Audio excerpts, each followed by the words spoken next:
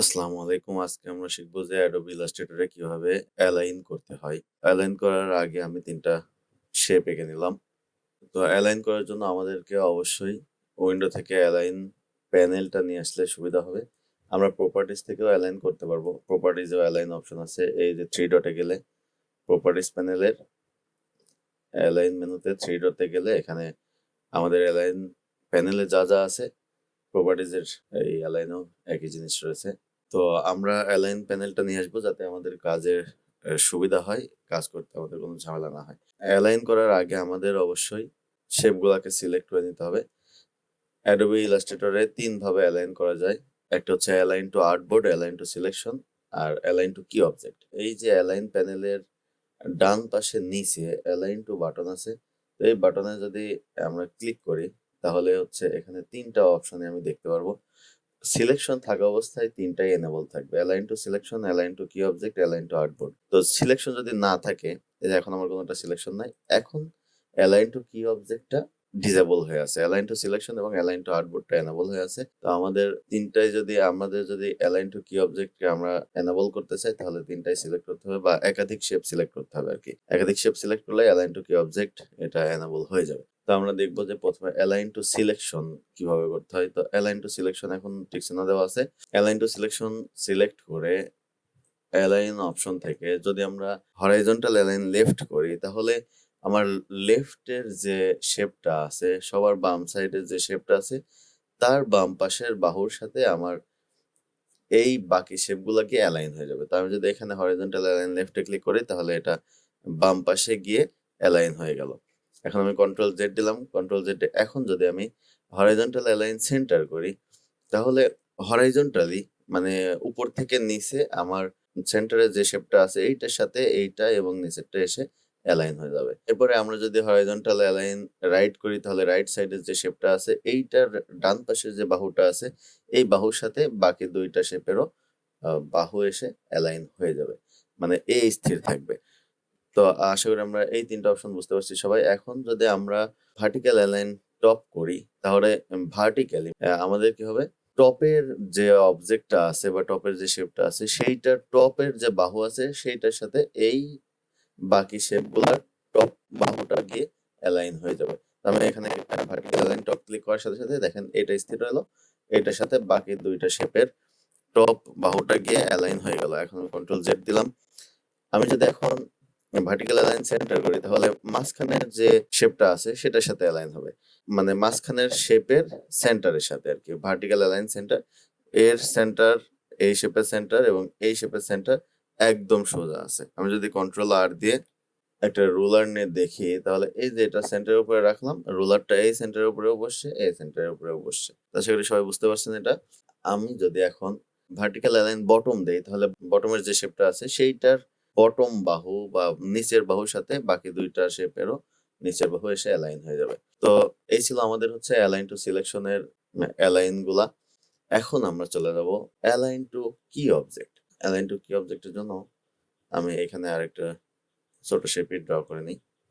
তো আমার এখানে ৩ টা শেপ আছে। ৩ টা শেপ যখন একাধিক শেপকে আমরা সিলেক্ট করব তখন align to key object enable হবে।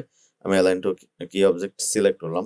অ্যালাইন টু কি অবজেক্ট হচ্ছে একটা নির্দিষ্ট শেপকে কি অবজেক্ট বানানো।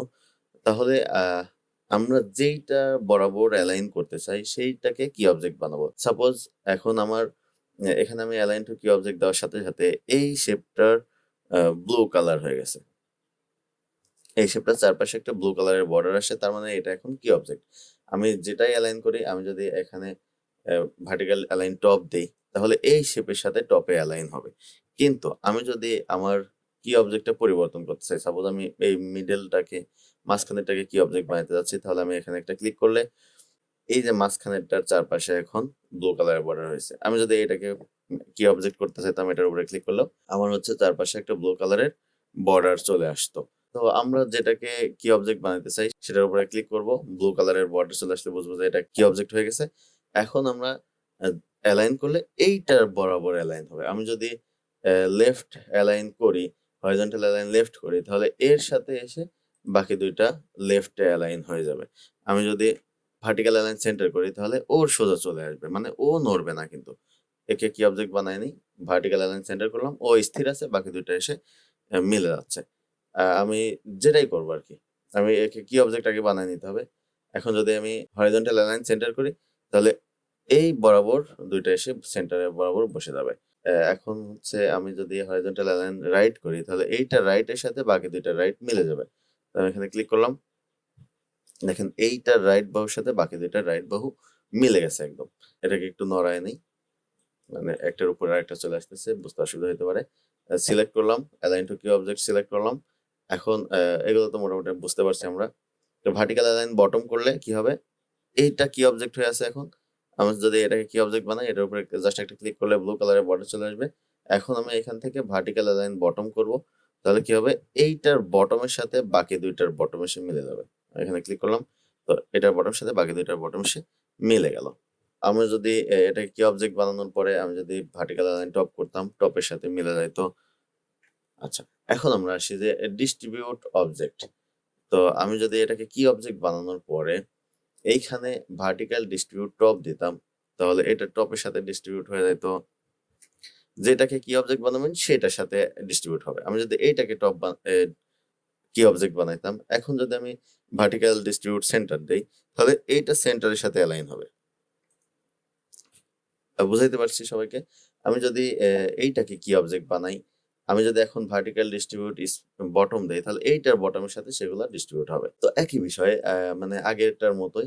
আমি যদি হরাইজন্টাল ডিস্ট্রিবিউট লেফট করি, তাহলে এটা লেফটের সাথে অ্যালাইন হবে। আমি যদি হরাইজন্টাল ডিস্ট্রিবিউট সেন্টার করি, তাহলে এইটার কি অবজেক্ট বানাইলে এটা সেন্টারের সাথে অ্যালাইন হবে। আমি যদি হরাইজন্টাল ডিস্ট্রিবিউট রাইট করি, তাহলে যেটা কি অবজেক্ট সেটার সাথে, এখন আমি এটা কি অবজেক্ট বানালাম, মানে যেটার উপর ক্লিক করে ব্লু কালারের বর্ডার আসলো সেটাই কি অবজেক্ট, এটা রাইটের সাথে এখন অ্যালাইন হবে। এখন কি অবজেক্টের ক্ষেত্রে আমরা যদি চাই যে একটা নির্দিষ্ট দূরত্ব পর পর আমার শেপগুলো থাকবে, তো এই ক্ষেত্রে ডিস্ট্রিবিউট স্পেসিং কাজ করে। তো আমি চাচ্ছি যে আমার এইটা কি অবজেক্ট, এখন আমি চাচ্ছি যে এইটা থেকে 20 পিক্সেল দূরে এটা থাকবে, এই শেপটা থাকবে, প্রথম শেপ থেকে 20 পিক্সেল দূরে দ্বিতীয় শেপ থাকবে, দ্বিতীয় শেপ থেকে 20 পিক্সেল দূরে তৃতীয় শেপ থাকবে। তো এটা করার জন্য আমি এখানে 20 লিখলাম। 20 লিখে আমরা হচ্ছে এখানে দিলাম হচ্ছে হরাইজন্টাল ডিস্ট্রিবিউট স্পেস। যদি আপনি ডান থেকে বামে পাশাপাশি বসাইতে চান, তাহলে দিবেন হরাইজন্টাল ডিস্ট্রিবিউট স্পেস। যদি উপর থেকে নিচের বসাইতে চান, তাহলে দিবেন ভার্টিক্যাল ডিস্ট্রিবিউট স্পেস। তো আমরা হরাইজন্টাল ডিস্ট্রিবিউট স্পেস দিলাম। এখন এই শেপ থেকে এই শেপের দূরত্ব 20 পিক্সেল, এই শেপ থেকে এই শেপের দূরত্ব 20 পিক্সেল। কেমন দূরত্ব? ভার্টিক্যালের দূরত্ব। আমি যদি এটাকে এখন এক লাইনে নিয়ে আসি, তাহলে বুঝবো যে এইটা থেকে এইটার দূরত্ব যতটুকু, এইটা থেকে এইটার দূরত্ব ততটুকু। এখন আমরা যদি উপরের থেকে নিচের দিকে, সাপোজ আমি সিলেক্ট করলাম, align to key object select করলাম। এখন আমি চাচ্ছি যে এইটা থেকে নিচের দিকে 30 পিক্সেল থাকবে দ্বিতীয়টা, দ্বিতীয়টা থেকে 30 পিক্সেল নিচে থাকবে তৃতীয়টা। তো এইখান থেকে আমি 30 পিক্সেল লিখে দিলাম। 30 পিক্সেল লিখে দিয়ে, যেহেতু নিচের দিকে অ্যালাইন করবো, তাহলে ভার্টিক্যাল ডিস্ট্রিবিউট স্পেস চাপতে হবে। তো আমি এটা চাপলাম, তাহলে এইটা থেকে এইটার বটম থেকে এটার টপের দূরত্ব 30 পিক্সেল, এইটার বটম থেকে এটার টপের দূরত্ব 30 পিক্সেল। তো আমরা এটা যদি এইভাবে বুঝতে অসুবিধা হলে আপনারা হচ্ছে হরিজন্টাল অ্যালাইন সেন্টার করে নেবেন। সেন্টার করে দিলে এখন বুঝতে সুবিধা হবে যে এইটার বটম থেকে এটার দূরত্ব সেম আছে, এটার বটম থেকে এটার দূরত্ব সেম আছে। তো আশা করি সবাই ডিস্ট্রিবিউট স্পেসিংটাও বুঝতে পারছেন। মানে আমরা যদি নির্দিষ্ট দূরত্ব পর পর হরাইজন্টালি অথবা ভার্টিক্যালি কোনো শেপ অথবা টেক্সটকে সাজাইতে চাই, তাহলে আমাদের অ্যালাইন টু কি অবজেক্ট থেকে ভার্টিক্যাল ডিস্ট্রিবিউট স্পেসিং করলেই সেটা আমরা করতে পারবো। এখন নেক্সট আরেকটা অপশন আছে আমাদের, অ্যালাইন টু আর্টবোর্ড। তো অ্যালাইন টু আর্টবোর্ড সিলেক্ট করলে শেপগুলোকে সিলেক্ট করে এখন এখানে আছে অ্যালাইন টু আর্টবোর্ড, তাহলে আমাদের যে আর্টবোর্ড আমরা দেখতেছি আর্টবোর্ডের সাথে এটা অ্যালাইন হবে। আমি যদি, এটা খুব ইজি, এটা আমরা ওয়ার্ডেও করে থাকি। তো আমরা এখানে হরাইজন্টাল অ্যালাইন লেফট দিলে এটা আর্টবোর্ডের লেফটে চলে যাবে। আমি যদি এটাকে হরাইজন্টাল অ্যালাইন সেন্টার দিই, তাহলে আর্টবোর্ডের সেন্টারে চলে আসবে। আমি যদি হরাইজন্টাল অ্যালাইন রাইট দিই, তাহলে রাইট সাইডে চলে যাবে। ভার্টিক্যাল অ্যালাইন টপ দেই, আর্টবোর্ডের টপের সাথে অ্যালাইন হবে। আমি যদি এখানে ভার্টিক্যাল অ্যালাইন সেন্টার দিই, আর্টবোর্ডের ডান থেকে বাম দিকে মাঝামাঝি অ্যালাইন হবে। আমি যদি এখানে ভার্টিক্যাল অ্যালাইন বটম দিই, তাহলে নিচের সাথে এটা অ্যালাইন হবে। আচ্ছা, এখন আসো এই ডিস্ট্রিবিউটের কথা।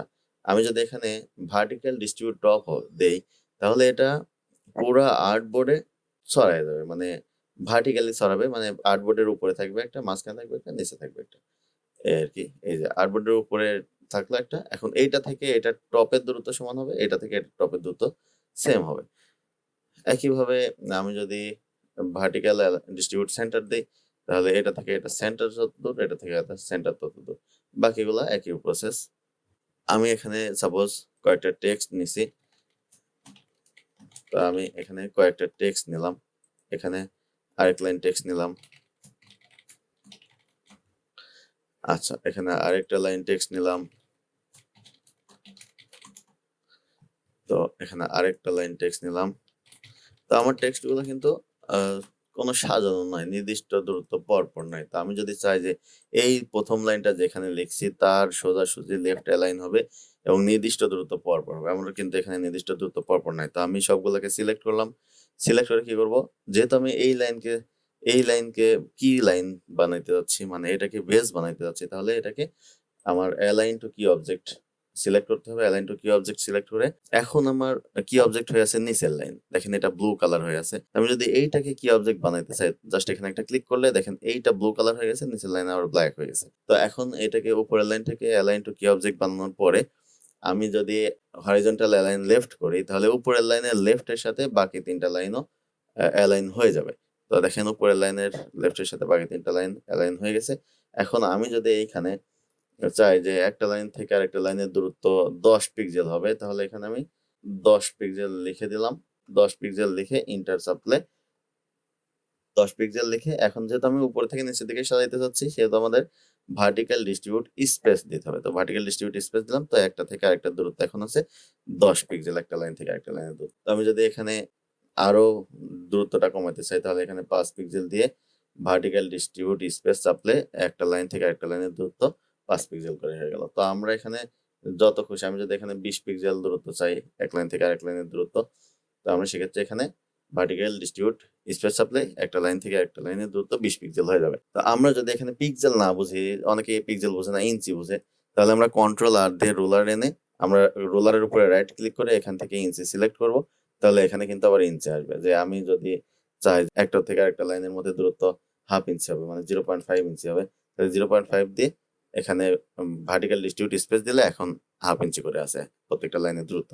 তাহলে আমরা কিভাবে ইউনিটটা চেঞ্জ করলাম, কন্ট্রোল আর দিয়ে রুলার আনে, এই যে কন্ট্রোল আর দিলে রুলার চলে যাচ্ছে, আবার আর দিলে কন্ট্রোল আর দিলে রুলারটা আসতেছে। এই রুলারের উপর রাইট ক্লিক করে আপনি এখান থেকে যেটা খুশি সেই ইউনিট নিতে পারেন, মানে আপনি যে ইউনিটটা বুঝেন বা যে ইউনিটটা আপনার দরকার সেই ইউনিটটা নিলে এই অ্যালাইনের ডিস্ট্রিবিউট স্পেসিং এখানে ওই ইউনিটটাই চলে আসবে। তো আশা করি সবাই বুঝতে পারছেন। যদি কারো বুঝতে অসুবিধা হয় আমাকে অবশ্যই কমেন্টে জানাবেন, আমি ইনশাল্লাহ সলভ করার চেষ্টা করব। সবাইকে অসংখ্য ধন্যবাদ। আল্লাহ হাফেজ।